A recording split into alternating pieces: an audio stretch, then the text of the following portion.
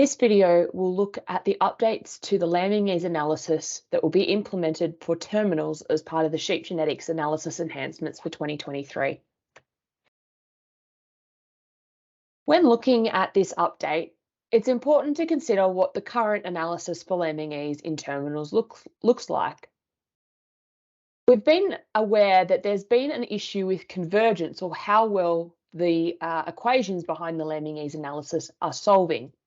We know that this is having an impact on reducing the accuracy of the breeding values that are produced.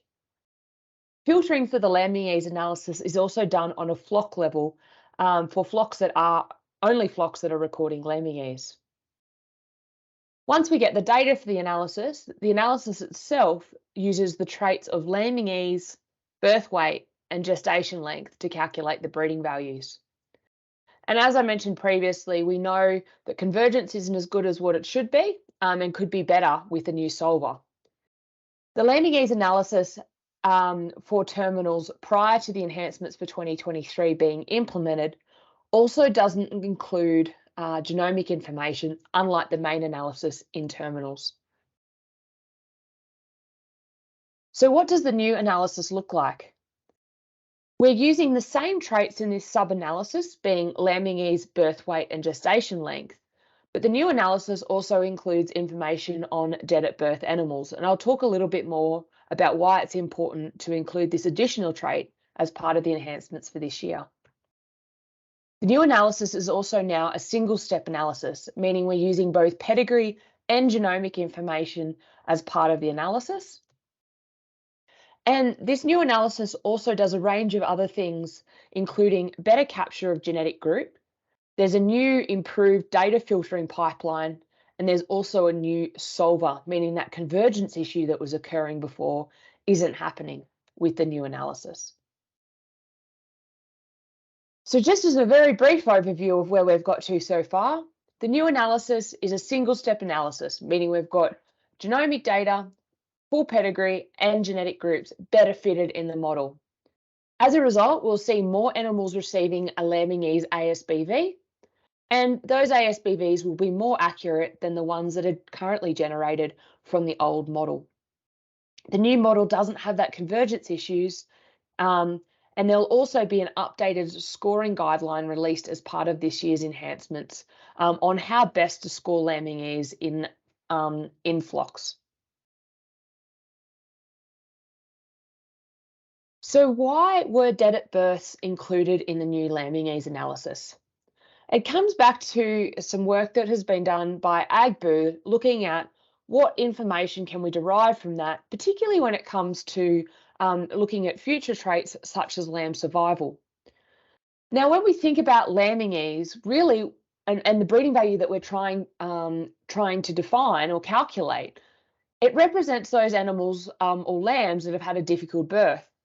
And we know through work from New South Wales DPI that over 50% of lamb mortalities in the first 24 to 48 hours of life are a result of some sort of difficulty during the birthing process. So in our data from sheep genetics, we currently capture DAB lambs in the data that is supplied by breeders. So we looked at, well, is this information informative, and what correlations might exist between this and other traits that we use in the Lambing Ease model? So in the table below on the slide, we have the birth weight, gestation length, Lambing Ease, and dead at birth correlations. So these are all the traits that are used in the Lambing Ease analysis, and you can see as an example that the genetic correlation used in the analysis between birth weight and gestation length is moderately positive, which makes sense. The longer the gestation length, the heavier the birth weight. When this work was conducted, there was found to be, again, another moderate positive correlation between difficult births and then resulting dead at births. It's important to consider other information as a source in the Lambing Ease analysis. As Lambing Ease as a trait, we see in our purebred sheep is we don't have a great deal of expressions, meaning there's a lot of score ones, and we don't see the normal distribution that we would for other traits such as growth weight traits. Dead at birth, we do see a higher frequency of these in the data than what we do for lambing ease.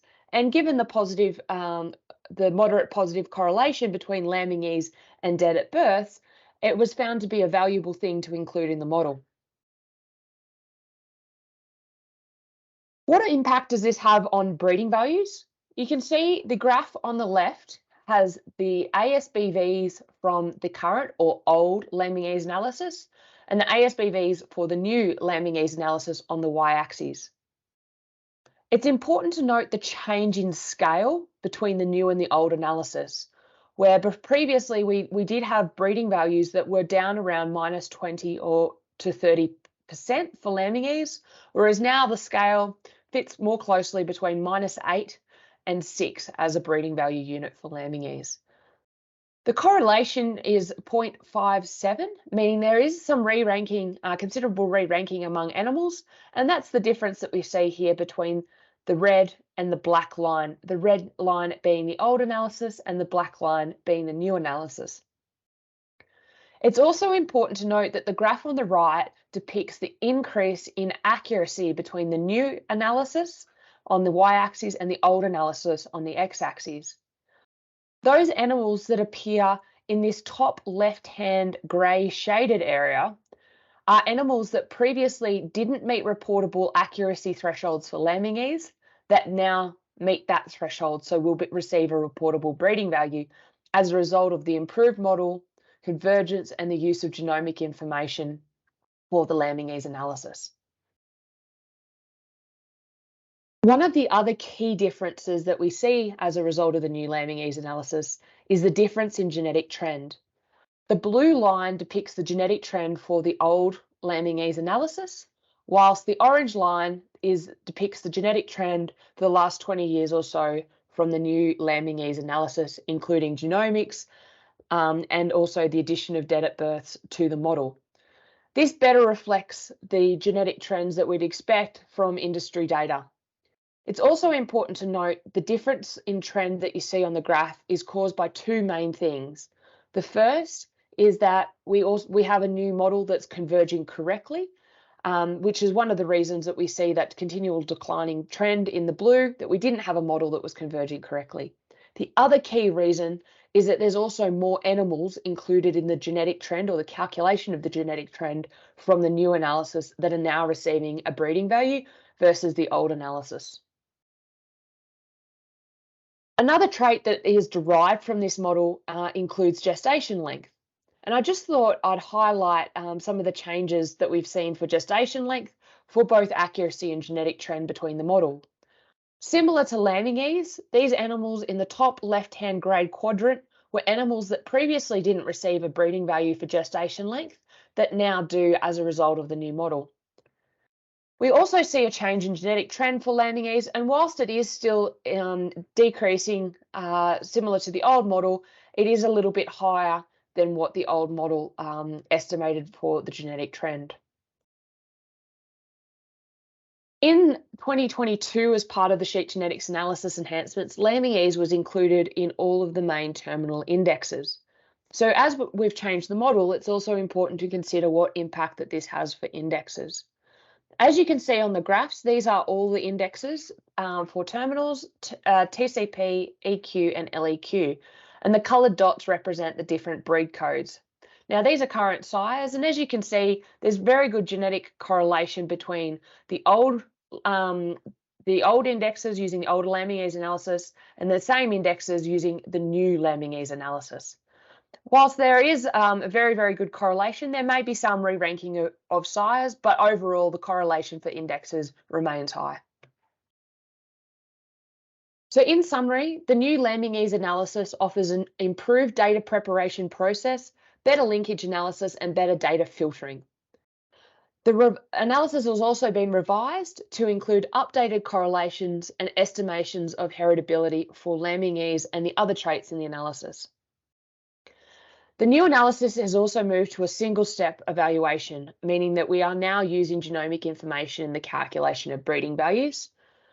And the new solver that is being used by the analysis is not only faster, but also produces a more accurate result. Thank you.